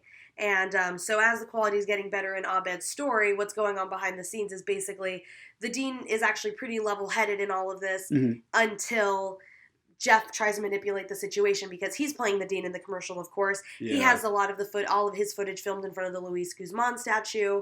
That's a huge crux in it. So then that way they can't use they can't use his image without his consent, right? Yeah, without Luis Guzman's consent. And so what ends up happening in a turn of events is Luis Guzman calls the dean and says, "Hey, I want to be in your commercial." Yeah, he loves instead of having the statue, why don't you have the real thing, right? Yeah. And the whole episode is basically a view into the dean slowly losing his mind, becoming an obsessed artist, forcing people to stay on set for 10 to 12 hours a day, doing the same thing over and over. Scenes, yeah. He rewrites the whole thing, scraps all of their parts. By the end, spends $17,000 over budget. Exactly. Yeah. And they're like, they've been filming this for like 30 days, right? Isn't it something ridiculous? Or am I... Oh, no, wait. 14 or 14, yeah, so like 2 weeks, but still 2 weeks to shoot. It was supposed to be like a 2-day shoot. Yeah. Yeah, 2-day shoot that turned into 2 weeks because the dean just like desires absolute perfection because Luis Guzman is going to be here. Exactly. Seeing an opportunity to showcase the Greendale and to showcase that this is a place that should have clout and attention, and people should enroll here, and maybe not like just the losers can come here, but cool people too, so that our school gets better. And he takes that in his hubris of like wanting to help so much and ends up destroying a part of the school during his like pursuit of making the ultimate Greendale commercial, you know? Exactly. He drives the entire campus crazy, and it gets to the point where he's like, whoever doesn't want to be here can leave, and everyone's just like, okay, we're leaving. Empties the school. Yep. Exactly. And it's just him left. He drove Troy and Britta to the point of insanity in a hugging scene where they're crying and Troy has a mental breakdown. Yeah. And it's absolutely hilarious. But yeah, the dean drives everyone away. Yeah. And he has to finish making this commercial on his own. He gives Jeff a mental breakdown. Yeah. The dean breaks Jeff's will. Exactly. What the hell? I love that one because then at that point, that's when he's been in the bald cap for so many days. And then once it's time for him to shoot his parts, it all falls apart, right? That's when shit hits the fan. Luis Guzman comes to the school, watches the commercial that the dean has put together, which sounds like we can't even see it. That's the thing. Helicopters, gunfire. I think I even heard a TIE fighter screech at one point. There's so much going on, right? And basically Luis Guzman resolves that he can't be in the commercial, and the dean has a breakdown because he realizes that he's pushed everybody away in his pursuit for like perfection, right? And art. And he's created garbage. Exactly. And it's for all for nothing. So he has a mental breakdown and ends up turning the camera on himself and realizes that the only reason he had done any of this was because he doesn't feel good enough. It's a lot about his own inadequacies. Yeah. It's funny because this is a big Dean episode. Actually, we get a look into why he puts on so many dances. Yeah. He's constantly trying to make this school seem better than it is instead of loving it for exactly who and what it is. Right, and that's what Luis Guzman tells him to think. It's like, you need to appreciate this place because, like, this is a place where people grow and change and become... Like, I'm an actor now in Hollywood movies, and I came from Greendale. Like, the possibility of being great still exists here. You don't need to keep trying to, like, gussy it up and make it better than it is. Greendale is good enough. You're good enough. Exactly. That's the whole point. Greendale accepts everyone. You're already good enough. You're Greendale. You're already accepted. Absolutely, and I love that it ends with Abed throwing and cutting together a commercial that is actually really, really nice and has everything that the dean wants and really does showcase Greendale for what it is. Yeah, and it's really representative of who they are as a whole. Even just in him doing that, the dean was ready and willing to lose his job over it. And because it mattered that much to him. And Abed threw together this commercial to basically save his skin and make it so that, you know, he can still be their dean because Greendale wouldn't be Greendale without him. No, it certainly wouldn't be. And it shows Abed, obviously, since he's been filming that the entire time, is aware of that. So he has a moment where he puts himself out there for the dean and does something really selfless and nice. Exactly. And again, it just shows that what you're willing to do for each other, right? Yeah. It's like Abed didn't need to be asked, but he understands his importance, so he puts himself out there when he's willing to, just kind of like he did for Shirley when he makes the Christian video, right? So that takes us into our next episode, and again, another one of my favorites, probably top 10 for me, episode 9, Foosball and Nocturnal Vigilantism. So again, lots of things going down in this one. So 2 main storylines are going on. Basically, Jeff wants to beat these guys at foosball who are showing up there, the annoying every day German for kids. Weeks. They're playing foosball crazy loud inside the break room by the cafeteria. The study group can't get through a conversation without like... And so he has and he has to basically confront him because that's what Jeff does because he wants everything to be his way. Exactly. And learns that he can't really beat them at foosball. Total dick move too. People can play foosball in there. Exactly, that's the thing. But Jeff wants what Jeff wants. Yeah. So he basically wants to retaliate against them, but they're only willing to give if he beats them at foosball. Yeah. And in doing this, he basically finds out that Shirley is a foosball wizard. Yeah. She's a badass and basically asks her to teach him her ways, basically, so he can beat them. Yeah. Meanwhile, Annie's now living with Troy and Abed. Yes. She's cleaning, and we already have heard that there have been some antics about how she lives her life in comparison to them. Yeah. She's thrown away Abed's buttered noodles when he was still eating. Yeah. Yeah. So when she, is trying to clean, she's trying to maintain her boundaries. She goes and she thinks it's okay to dust, and she steps on Abed's brand new DVD special edition Batman, the Dark Knight with special commentary from Christian Bale. Yes, and it's signed by Christian Bale, and it says, and you get 5 words, and he says, "Hello, Abed. Abed is Batman now." And then Abed is like, "This is the greatest possession I've ever owned." And they're all like, Troy and Abed cannot wait to watch that DVD. Exactly. Mm-hmm. And while they're away, Annie steps on it by accident and shatters it. Because they're children, they leave their discs on the ground in front of the TV. Yeah. Exactly. And so Troy finds her, and she's trying to deal with the consequences of her actions. And she's like, "Well, obviously we can't tell him the truth." No, she spirals. She obviously Which is crazy spirals. because you think Troy would be the crazy one, but Troy's actually the one who's like, "We just have to tell Abed the truth," and Annie's like, "I cannot have that." And Annie quickly, what's gonna happen if I do antics. that? Yep. She quickly gets carried away with it. Basically, in the meantime, we revisit Jeff and Shirley. Mm-hmm. They're starting to bond and really build a relationship over playing foosball together. Jeff likes this other side that he's seeing of Shirley. They go to lunch together, and then that's when he finds out this other part of her backstory and that his backstory tie together, basically. Yep. Long story short, he says he stopped playing foosball because the last time he played, he was in junior high school or so, and when he was playing with some girl at the local YMCA, he got beat so bad that he peed himself. Yep. Yes. And we find out that person was Big Cheddar, a.k.a. Shirley Bennett. Yes, and that's why Shirley's saying the whole episode that foosball is evil, is because she feels guilty as a child that she unknowingly made, she didn't know it was Jeff at the time, but made a kid pee themselves because she was bullying too hard. Because she said the reason why she bullied on foosball is because it was hard to be a black girl, especially growing up back then. And developing when she was, and boys aren't looking at her, so she uses this as the social tool and basically beat Jeff so bad when he was a kid and makes him pee himself. And so they both harbor a lot of issues from that day, obviously. That's a moment in both of their lives they think about. That's like they a remember. part of them. Yeah. Exactly. And so they have this clash, and then meanwhile, Annie, again, is spiraling out of control, basically tells Abed that she suspects that their landlord is the reason that his disc is missing. And she sets up actually that they were robbed. Yeah, first she stages a break-in, calls the police, and then they say that there's really nothing that they can do, even though Annie has a really decorated report. Yeah, nothing can be done. I'm sorry. Still a DVD. So the police officer leaves, and then Abed's like, well, clearly this is an inside job, and he dresses up as Batman again and decides he's going to get to the bottom of it. Yeah.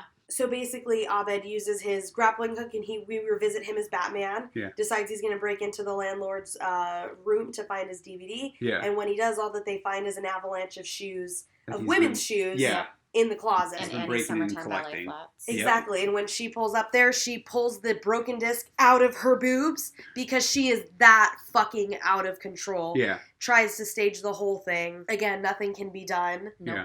Except that the police officer is just like, we'll be lucky he doesn't collect heads. Exactly. Yeah. And he's like, oh, so there's a guy that collects shoes, but you live with this guy, and he, references Abed. Dressed up as Batman, and he's like, and that's fine with you? Yeah. It's a really funny moment. But then Annie ends up sort of coming clean to Abed, saying, well, maybe somebody just felt really bad and was too scared to tell you because, it was a horrible thing. And then Abed is like, just don't let, Abed is Batman, is like, don't let Abed know, that guy is pretty ruthless. So it's a really nice moment where Abed kind of forgives Annie a little bit, and Annie comes clean and is like, yeah, I should have just should have just owned up to this from the beginning, at the very but beginning. Escalated everything instead. Yep. And meanwhile, Jeff and Shirley kind of confront each other, and in talking out their rage, they have an epic foosball battle that is fully animated, like a Dragon Ball episode, right? Like it looks like animated, like anime, style animation. And it's just, they go off. I remember the first time I saw it, like I fully screamed because I just couldn't believe that they went for the theme that hard. Yeah. And basically they have this epic battle, and then they realize that they were just both kids. They were both kids who were hurting each other because they were hurting inside. Yeah. And they forgive each other. Yeah, they've grown up past that. Exactly. And they see that it's dumb that they hold on to it, as like Jeff holds on to it as his only way that he sees himself as a man. And so they have this moment where they're there for each other, and the whole kind of group kind of sees them as, why are they so close? And it's really nice because then they walk away and we see them as kids. And and it's a really, really sweet way to end the episode.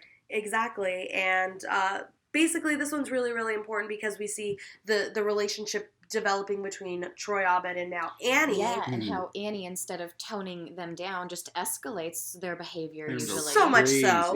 Yeah, she's willing to go even crazier than them. Yep. And then we see, like, I like seeing the layers of Jeff and why he is the way he is, why he's such a jerk, why he's so rough around the edges, and it's like, oh, well, there are layers to him. There's a story behind it. And I also like seeing a different side of Shirley. Yep. And that they can both kind of forgive each other and understand that as much as she's the nice Christian woman, she's flawed too. And then they forgive each other for that, and they can rise above that. Yeah, definitely. Season 3, episode 10. Regional holiday music. Now we're on our Christmas episode. This is fun because, again, we're seeing a drop in production basically budget in these episodes. Like we think of last year where we get the zombie Halloween episode, into this year where we got just them sitting in the study room talking about stuff. Yeah. Same thing with this one, but now this is their Glee-centric episode where they really, really go for how much they hate Glee. I love it.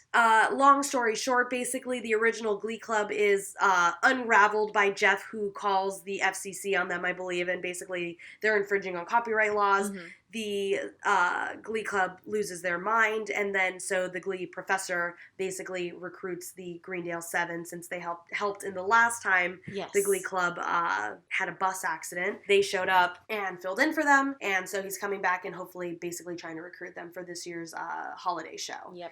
And the whole episode is basically him trying to recruit them, and Abed being the first one to be pulled into his... Exactly, because it's been such a dark semester. He wants everyone to feel light and happy. Nobody wants to do Glee Club, but Abed does. But Abed does because he thinks it'll make everyone feel good. So he's the first one to get sucked into the Glee Club professor's little web, basically. Get caught in his little spider's web, And basically it unravels with Abed helping recruit all the members of the study group one by one. Yeah, because the Glee Club professor now has like a dude who has detailed files on everyone, and they can pick them apart song by song. And that's I love that you say that, because that's what they do. So it's glorious.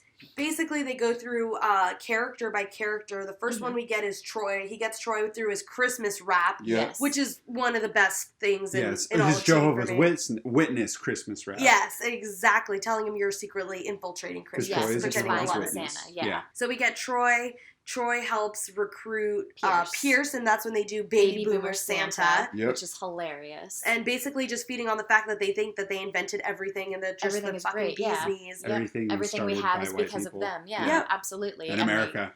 And they reel Pierce in with their song. Fake butter and AIDS and Twin Peaks. Yeah. That's because of you guys. They go for it so hard, and of course they get Pierce. Pierce falls into it perfectly. Pierce helps recruit Shirley and gives her just the arrow of destruction when they pull a whole super Christian song saying that they don't let kids pray in school, and what's today? We don't know what today is. We don't know what Christmas is because public schools don't let us know. Exactly. They won't teach us about the real Christmas. So they get Shirley. Troy and Abed end up trapping Annie in the room and getting her, and then they use Annie to get Jeff. Yep, Jeff gets Britta, and now they're all on board for the final show. And Regionals. Abed, and then Abed realizes that that the Glee Club professor or whatever is basically using them, and he's planning on never letting them leave. That this Glee Club is their life. Exactly. Yeah. This is what we do now. this is who we are. And so Abed realizes, oh shit, I manipulated this for my gain, and now I think I have to save everybody because everybody's in too deep. Yep. And basically, he was supposed to be the Christmas king. He switches roles with Britta. Britta goes up and sings her awkward song. And Britta's it all. Exactly. Mm-hmm. And it's funny because then the whole school really resolves and it's like, let's let Britta sing her awkward song. That's what we're about. This place isn't about judgment. Exactly. Yeah, it's like, it's good enough. We'll just let her do her thing. And then obviously the Glee Club professor loses his mind. Exactly. No. Yep, can't have it. And reveals that they can either do the play or he can have another bus crash, and reveals that he basically is the one who made the other Glee Club die. And he's the one who orchestrated all of that. Yes. And that's basically it. And then Abed apologizes for basically trying to use them to make light of a really dark semester to make it feel more special. Yep, so he leaves, and then they all come together when he's watching this, like, Christmas Inspector special Spacetime, right? Or no, I'm sorry. I think it is. It's an Inspector Spacetime, like, Christmas special. This is terrible. Yeah, and it's really bad, and he's eating buttered noodles by himself, and the study group surprises him, and they show up, and they're singing Christmas carols, and they sit and they watch the movie with them, and it's really sweet. It is really sweet. Yeah. And it's just another one of them coming together. I think there's the thing that's obviously developed is just that they're still coming together. They're there for each other. Abed knows it's wrong to use the detailed information that he knows about his friends for manipulation. And he accepts it. He's like, yeah, I shouldn't have done this. I shouldn't have tried to make the situation brighter because I was doing something dark and doing that. Exactly. Yeah. And everyone was just like, but he was just trying to make everyone happy. And he didn't really cause any harm. Yeah. So that we shouldn't vindicate him. So that's why they all meet on the middle and be like, it is about being happy. We shouldn't be negative. For the holidays, right? Yeah. And we want to be together. And that's what it's about. It's not about singing songs and it having to be this grand display, that it's actually good enough for just spending time together. And that takes us into episode 11, Urban Matrimony and the Sandwich Arts. This one's, again, another super fun one. So we get to finally meet Shirley's ex-husband, now boyfriend, baby daddy. He makes a reappearance after helping deliver their baby, right? But now we get like a whole episode with him where he's hanging out. He's a part of the story, right? Mm-hmm. So basically, he reproposes to her in Boys to Men fashion, song and everything. Basically, Britta confronts Shirley and asks her if she's using this as a way to stop having to develop herself as a business owner and as a person. Just fall back into herself. And fall back into herself and basically plan a wedding and let that be a huge distraction. Right. Mm-hmm. Meanwhile, Shirley, that's when Britta encourages Shirley and Pierce to work together because he has the profit and the money to be able to do it. And Britta and Annie will take care of the wedding. Exactly. And that's what they basically resolve. You go work on the business because that's Pierce, what you should do. Yeah. And I'll plan your wedding, which they all laugh at Britta. It's so Pierce incredibly laughable. He's trying to prove himself as an entrepreneur because his dad's dead. Now he has all the assets of Hawthorne Wipes. Hawthorne Wipes is his. Yep. So he wants to do something with it, and he's like eager to help Shirley because he wants to prove himself. Now he doesn't have a dad to like prove himself to, but he realizes probably like, oh wait, I still want to do something. Yeah. Now it's just not about my dad. So true. So he's gonna want to be like, come on, Shirley, let me help you. I know I'm a dick, but come on, I want to help you. Yeah. Please. Yeah. And then so when they realize that they have to not, when Troy and Abed realize that they have to not like mess up the rehearsal dinner, they resolve that they're gonna just be incredibly normal. Right. And they break off to go get out all of their sillies so then they can not be weird at the wedding. Britta confronts Shirley and is basically saying, I'm going to try to plan your wedding for you, and Annie shows up in it and wants everything to do with planning the wedding. Meanwhile, Shirley and Pierce break off to start planning Shirley's sandwiches, and we realize that they have no common ground on where they stand on what the business should be. Yeah, Pierce doesn't really understand how a business runs because he's just always been a rich kid, and Shirley actually does, but is like, I'm not going to work with you because like I don't take you seriously at all, Pierce. And Britta and Anna